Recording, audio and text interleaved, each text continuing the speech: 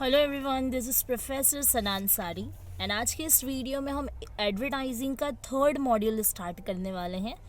यानी कि इससे पहले के दो module, first module and second module पूरे आप मेरे यूट्यूब चैनल पे चेक कर सकते हैं। अपडेटेड है, each and every question I have updated on my YouTube channel. So जो भी व्यूवर्स है जो अभी मेरा ये मॉड्यूल थर्ड देखने जा रहे हैं, अगर आपको कुछ क्वेरीज है या फिर कुछ डिफ़िकल्टीज़ है about the first and second module, so आप चेक कर सकते हैं मेरे यहाँ पर यूट्यूब चैनल पर। आपको फर्स्ट एंड सेकंड के ईच एंड एवरी क्वेश्चंस मिल जाएंगे आसानी से। तो चलिए मॉड्यूल 3 का फर्स्ट क्वेश्चन स्टार्ट कर देते हैं।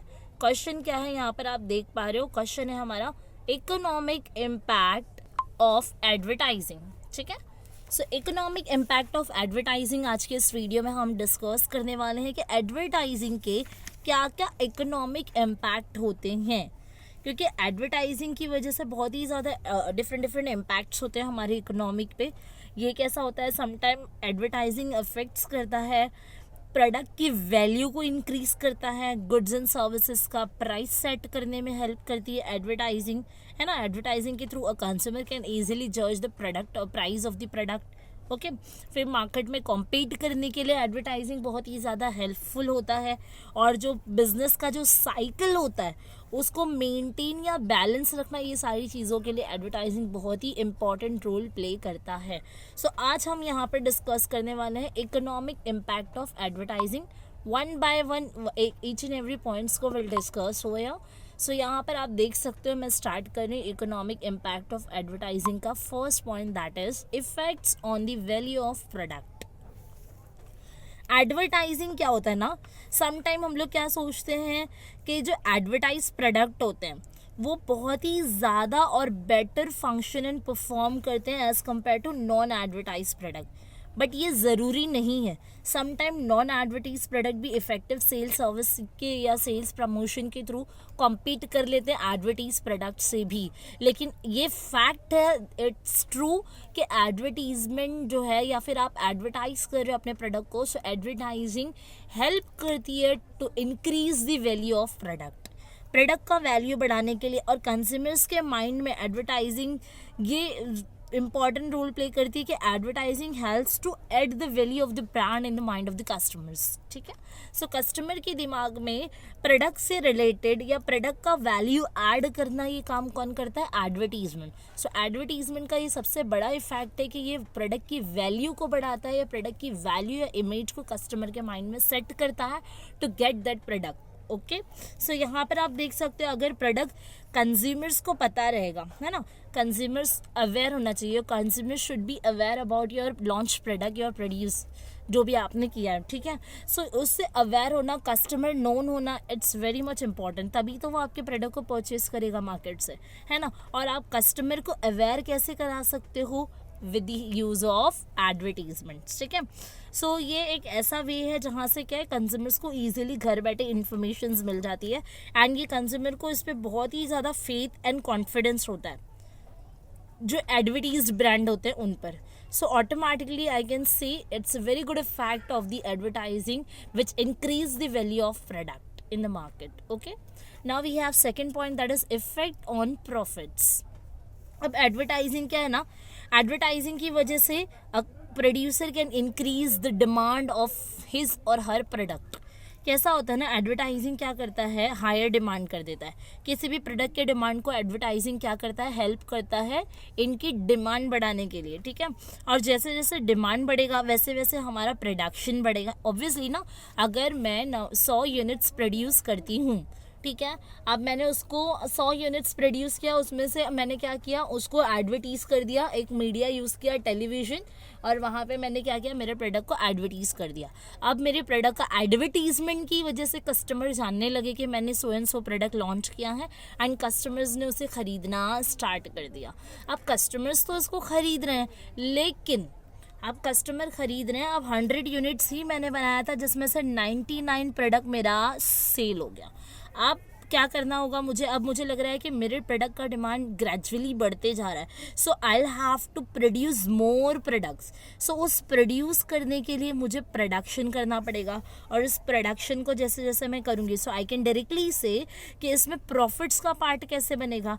डिमांड बढ़ी, हम प्रोडक्शन बढ़ाएंगे, प्रोडक्शन के साथ साथ डिस्ट्रीब्यूशन डायरेक्ट इफेक्ट करता है, प्रोडक्शन के साथ साथ डिस्ट्रीब्यूशन भी बढ़ेगा, है ना। डिस्ट्रीब्यूशन बढ़ रहा है तो यहाँ पे आपका इकोनॉमीज ऑफ स्केल बढ़ेगा, इकोनॉमीज ऑफ स्केल बढ़ेगा तो आप यहाँ पे ज़्यादा से ज़्यादा नंबर्स ऑफ यूनिट्स प्रोड्यूस करके सेल कर पाओगे। पहले आप 99 करते थे, अब हो सकता है आप 200 से 300 प्रोडक्ट को सेल करेंगे। सो जैसे जितने नंबर्स ऑफ यूनिट्स आप सेल करोगे उतना प्रॉफिट पर यूनिट पे आपको मिलते जाएगा। सो आई कैन डायरेक्टली से advertising help us to increase our profit.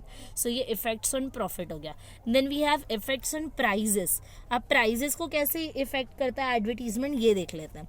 अभी कैसा होता है ना, कुछ एडवर्टीज प्रोडक्ट होते हैं जिनका कॉस्ट कैसा होता है, बहुत ही ज़्यादा होता है एज कम्पेयर टू अनएडवर्टीज प्रोडक्ट, है ना। अब जैसे कैसे मार्केट में बहुत ज़्यादा प्रोडक्ट्स ऐसे भी मिलते हैं जिनका ऐड आपको टीवी वगैरह पे नहीं दिखता है, बट स्टिल उनके भी प्रोडक्ट कहीं ना कहीं बिकते हैं, ठीक है। लेकिन जिनका ऐड आप देख रहे हो, है ना, जिनके आप ऐड कंटिन्यूसली देख रहे हो, तो इसके प्राइस में कैसे इफेक्ट करता है वो देखते हैं। कैसा होता है ना, अगर कोई ब्रांडेड प्रोडक्ट है तो ऑब्वियसली उस पर एक्सपेंसेस बहुत सारे किए गए होंगे, तो उसका प्राइस कैसा होना चाहिए, ज़्यादा होना चाहिए। लेकिन क्या होता है ना, जब भी एडवर्टीज़ करते हैं हम, एडवर्टीज़ करने से ऑटोमेटिकली डिमांड बढ़ेगा, कस्टमर देखेगा, डिमांड करेगा, डिमांड बढ़ेगा तो प्रोडक्शन बढ़ेगा, प्रोडक्शन बढ़ेगा डिस्ट्रीब्यूशन बढ़ेगा, डिस्ट्रीब्यूशन बढ़ रहा है तो इकोनॉमीज ऑफ लार्ज स्केल, मतलब लार्ज स्केल इकोनॉमिक ग्रोथ करेगा। एंड उसी के साथ साथ फिर क्या होगा, जब आपकी डिमांड बढ़ती है तो जहाँ पे आप लिमिटेड यूनिट्स को प्रोड्यूस करते थे, अब वहाँ पर आप अनलिमिटेड यूनिट्स को प्रोड्यूस करने के लिए स्टार्ट करोगे। सो यहाँ पे आप जितना बल्क में प्रोड्यूस करोगे ना, उतना कॉस्ट पर यूनिट आपका रिड्यूस होते जाएगा। पहले आप 100 यूनिट्स प्रोड्यूस करते थे तो आपको कितना मशीनरी, लेबर्स वगैरह पकड़ के आपको अगर समझो 1000 का कॉस्ट आता था। अब अगर आप एट द सेम टाइम आप 500 कर रहे हो और आपको अगर कॉस्ट सिर्फ 2000 का आ रहा है, सो ये आपके लिए बहुत ही बेस्ट हो जाएगा एज अ प्रोड्यूसर। अब 2000 का ही मुझे कॉस्ट हो रहा है, तो जो यूनिट्स मैं 100 रुपये में बेचती थी, ऑब्वियसली मैं उसका प्राइस कम करके 95 कर दूंगी, 90 कर दूंगी, तो मतलब मार्केट में मेरा प्रोडक्ट फिर क्या है, कम पैसे में बिकने लगेगा। सो ये एडवर्टाइजिंग का अल्टीमेटली इफेक्ट होता है प्राइस के ऊपर, ठीक है। Then we have effect on product life cycle. अब प्रोडक्ट लाइफ साइकिल पे एडवर्टाइजिंग ना इनडायरेक्टली इफेक्ट करता है, डायरेक्ट इफेक्ट नहीं करता है, इट इफेक्ट्स इनडायरेक्टली, ठीक है। अब कैसे करता है, अभी जैसे कैसे जो प्रोडक्शन कॉस्ट होता है ना, उस पर इनडायरेक्टली ये करता है। प्रोडक्ट लाइफ, यहाँ पर आप देख रहे हो प्रोडक्ट लाइफ साइकिल में क्या आएगा, प्रोडक्शन कॉस्ट हम बाद में देख लेते हैं, पहले इसको डिस्कस कर लेते हैं। Effect on product life cycle हम देख रहे थे। सो जैसे जैसे आपका डिमांड होगा, आप प्रोडक्शन करोगे, है ना, आप डिस्ट्रीब्यूशन करोगे, आपका यानी कॉस्ट पर यूनिट कम हो जाएगा। सो ऑटोमेटिकली मार्केट में लोगों ने आपने का प्रोडक्ट अगर डिमांड करना स्टार्ट कर दिया तो आपका मार्केट एक्सपांड होते जाएगा, और जितना एक्सपांशन ऑफ मार्केट होगा उतना आपके प्रोडक्ट का लाइफ साइकिल बढ़ते जाएगा। मतलब product life cycle refers to long period of time तक आपका प्रोडक्ट का मार्केट में सर्वाइवल करना। जैसे कि आप बेस्ट एग्जांपल कोलगेट टूथपेस्ट का ले सकते हैं, ठीक है। Sorry. Then we have effects on production cost. तो प्रोडक्शन कॉस्ट जो है ना, इस पे एडवर्टाइजिंग इनडायरेक्टली इफेक्ट करता है। कैसे करता है, इनडायरेक्टली। अब इनडायरेक्टली क्यों कह रही हूँ मैं, इनडायरेक्टली क्यों करता होगा ये, क्योंकि प्रोडक्शन कैसे मिलेगा आपको, जब कोई बंदा डिमांड करेगा, अगर कस्टमर्स ने डिमांड करना स्टार्ट किया आपके प्रोडक्ट का, आप प्रोडक्शन करोगे, आप डिस्ट्रीब्यूशन करोगे, है ना, फिर उसके बाद आपका इकोनॉमीज ऑफ स्केल बढ़ेगा। तब मतलब प्रोडक्शन ये डायरेक्टली आप नहीं कर रहे, पहले डिमांड बढ़ेगी तभी आप उसको प्रोड्यूस करोगे ना। So that is why advertising इस पर इनडायरेक्टली क्या करता है, इफेक्ट करता है, ठीक है। सो प्रोडक्शन आपका अल्टीमेटली बढ़ेगा, जहाँ से आपका पर यूनिट जो है कॉस्ट वो डिक्लाइन हो जाएगा, ठीक है। चलिए आगे देखते हैं। यहाँ पर next we have effects on distribution cost. Production cost में मैंने बताया कि एडवर्टाइजिंग इनडायरेक्टली करता है, क्योंकि पहले डिमांड होगी देन आपका प्रोडक्शन होगा या डिस्ट्रीब्यूशन होगा, बट डिस्ट्रीब्यूशन कॉस्ट पे एडवर्टाइजिंग डायरेक्ट इफेक्ट करता है, क्योंकि प्रोडक्शन होगा ना, उसके साथ साथ आप डिस्ट्रीब्यूशन करते हैं, आप प्रोडक्शन के साथ साथ चल रहे हो, that is what is called as direct effects of advertising. आपको इसको याद रखना है फॉर ऑब्जेक्टिव बेसिस। आपको ऑलवेज चीज़ याद रखना है, प्रोडक्शन पे एडवर्टाइजिंग इनडायरेक्टली इफेक्ट करता है एंड डिस्ट्रीब्यूशन कॉस्ट पे एडवर्टाइजिंग डायरेक्ट इफेक्ट करता है, क्योंकि प्रोडक्शन पे करेगा इनडायरेक्टली, तो प्रोडक्शन के साथ ही डिस्ट्रीब्यूशन जाने वाला है, सो वी कैन डायरेक्टली से the advertising it's directly effects on the distribution cost, ठीक है। तो डिस्ट्रीब्यूशन कॉस्ट पे कैसा होगा, डिस्ट्रीब्यूशन कॉस्ट पे भी सेम डिमांड होगा, प्रोडक्शन होगा, प्रोडक्शन के साथ साथ कॉन्सिक्वेंटली क्या होते जाएगा, डिस्ट्रीब्यूशन होते जाएगा, ठीक है। So now we have effects on consumers demand. अब कैसा होता है ना, जितना प्रमोशनल एक्टिविटीज़ आप इंक्लूड करोगे, लाइक एडवर्टीज कर रहे हो डिफरेंट ब्रांड्स का, सेलिब्रिटीज़ को यूज़ कर रहे हो, ब्रांड एम्बेसडर्स को यूज़ कर रहे हो आपके प्रोडक्ट का, ऑटोमेटिकली फिर क्या होगा, इससे प्रोडक्ट डिमांड पे इफेक्ट करेगा। प्रोडक्ट का डिमांड जैसे जैसे बढ़ेगा, है ना, तो यहाँ पे कैसा होता है ना, सिर्फ कंज्यूमर डिमांड नहीं करेगा बल्कि कंज्यूमर का सोशल एंड इकोनॉमिक फोर्स भी आएगा इसमें। अब जैसे कि मोबाइल फ़ोन्स आते हैं, है ना, मोबाइल फ़ोन्स आते हैं, सो मोबाइल फ़ोन्स वगैरह में अगर आप देखोगे तो ये ऑटोमेटिकली जो है ना, इनका जो कंज्यूमर का डिमांड होता है ना, वो बढ़ते जाता है। So just because of social and economic force, so consumer का डिमांड भी एडवर्टीजमेंट के थ्रू बढ़ता है। Then we have effects on competition. अब कैसा होता है ना, अगर आप प्रोडक्ट न्यू, आपने मार्केट में न्यू कमर्स हो, है ना, आप न्यू कमर्स हो या फिर कोई स्मॉल फर्म है आपकी, तो आप यहाँ पर बिना डरे, अगर आपको पता है कि अगर कोलगेट मैं बेच रही हूँ तो अगर बबूल लाना है या फिर दूसरा, जैसे कि आपने देखा होगा बहुत सारे एडवर्टीजमेंट आए हैं कोलगेट को कॉम्पीट करने के लिए, बट स्टिल अभी तक कोई भी कोलगेट के जितना नहीं टिक पाया मार्केट में। बट वो that is the different thing. But मैं ये चीज़ बता रही हूँ कि if I open a small firm और I can say if I am a newcomer, so I can expand my business, I can attract more customers, I can sell more product with the use of effective advertising. So advertising की वजह से I can easily compete with the existing firm to.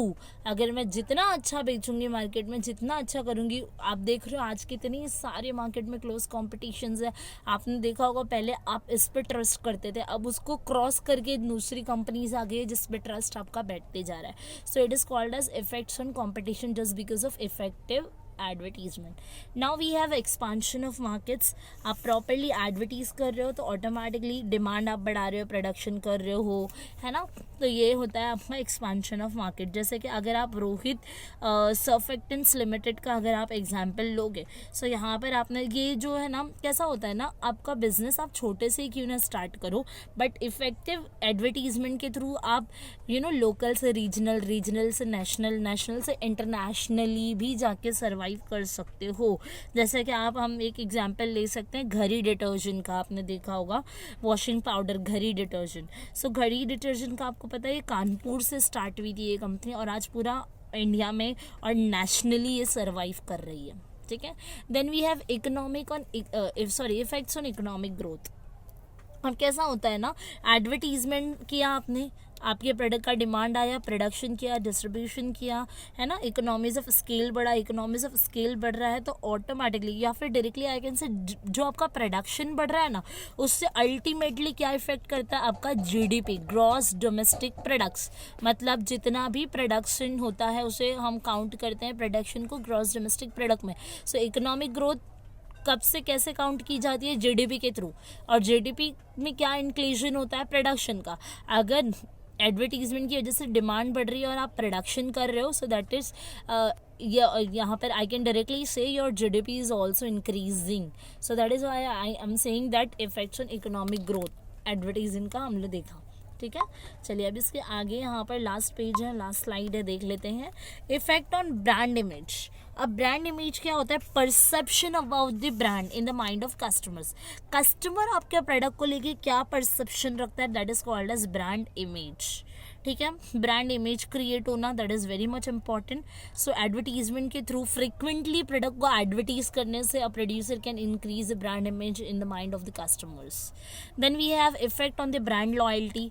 Brand loyalty क्या होता है, repetitive advertisements आप कर रहे हो. सो आप रिपीटेटिव एडवर्टीजमेंट कर रहे हो मतलब आप टॉम अवेयर कर रहे हो. टॉम अवेयरनेस मैंने बताया था, टॉप ऑफ माइंड अवेयरनेस, ठीक है.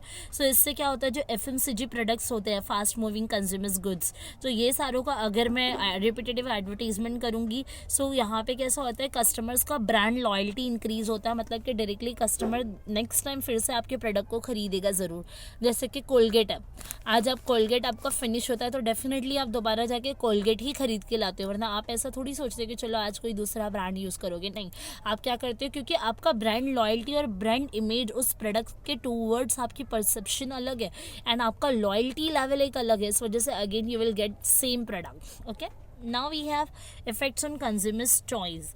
अब कैसा होता है ना, एडवर्टाइजिंग क्या होता है मार्केट में, क्या करता है, मैं बोल सकती हूँ कि एडवर्टाइजमेंट की वजह से मार्केट में क्या कंपटीशन होता है. सो कंपटीशन में एक ही प्रोडक्ट को बेचने के वाले के लिए डिफरेंट कंपनीज होती है जो प्रोडक्ट में स्लाइटली चेंजेस या अपग्रेडेशन करके न्यू तरीके से लाते हैं. आप कोलगेट ही देखो, कोलगेट के जब कॉम्पिटिटर्स आते रहते थे, जैसे बबूल है या फिर मैक्स फ्रेश है, डिफरेंट टूथपेस्ट आते थे. लेकिन कोलगेट में क्या है, पहले एक सिंपल पूरा एक पेस्ट होता था वाइट कलर का, फिर धीरे धीरे ब्लू लेयर्स आई, फिर रेड लेयर्स आई, फिर आपके कोलगेट में नमक है. सो ऐसे ऐसे अपग्रेडेशन करने जाने लगा जिससे कस्टमर को वैरायटी ऑफ चॉइसेस मिल गए. Customer get wider choices. So consumer का चॉइस यहाँ से इंक्रीज होता है. कंज्यूमर के पास एडवर्टीजमेंट की वजह से कस्टमर्स के पास लॉट्स ऑफ ऑप्शंस होते हैं जिसमें से they can choose a better one for them.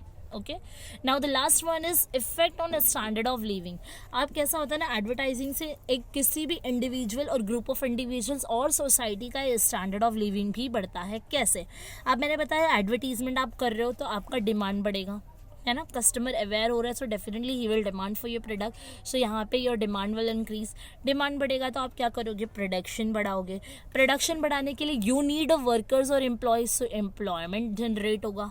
अगर मुझे एम्प्लॉयमेंट मिली, मैं कमाने लगी हूँ, मैं अर्न करने लगी हूँ, सो ऑटोमेटिकली मेरा परचेजिंग पावर बढ़ेगा.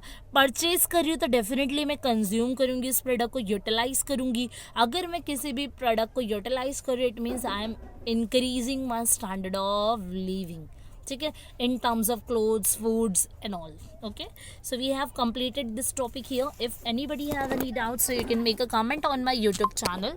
Okay, that is enough for today. Bye bye, have a nice day. Thank you.